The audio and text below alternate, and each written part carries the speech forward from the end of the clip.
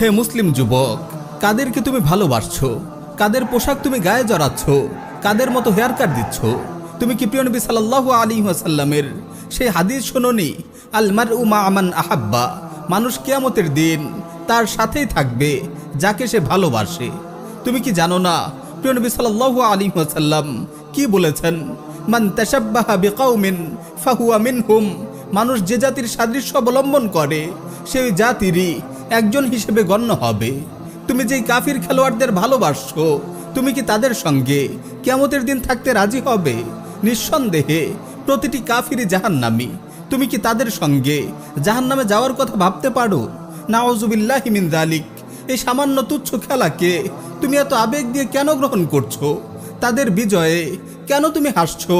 তাদের পরাজয়ে কেন তুমি কাঁদছো?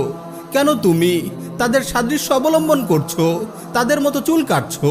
তুমি কি তাদের মতো কাফির জাতির অন্তর্ভুক্ত হতে চাও? মুসলিম যুবক, তুমি কবে থেকে এতটা আত্মপরিচয়হীন হয়ে গেলে? তুমি কবে থেকে এতটা আত্মমর্যাদাহীন হয়ে গেলে? তুমি কি ইসলামের সন্তান নও? তুমি কি মুসলিম উম্মার একজন গর্বিত সদস্য নও? তুমি কি মোহাম্মদ বিন কাসেম আর তারেক বিন জিয়াদের উত্তরসূরি নও?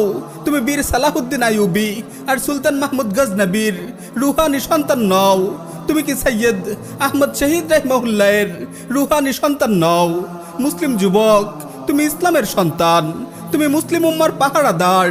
এ কথা কখনো ভুলে যেও না। তোমার সময়ের মূল্য আছে। তুমি সচেতন হও, তুমি গায়রাতওয়ালা হও। তোমার পরিচয় তুমি মনে রেখো। তুমি ইমাম মাহদির সৈনিক, তুমি সাইয়্যিদুনা ঈসা আলাইহিস সালামের মুজাহিদ। ফুটবলের এই দাজ্জালি আয়োজন তোমার জন্য নয়।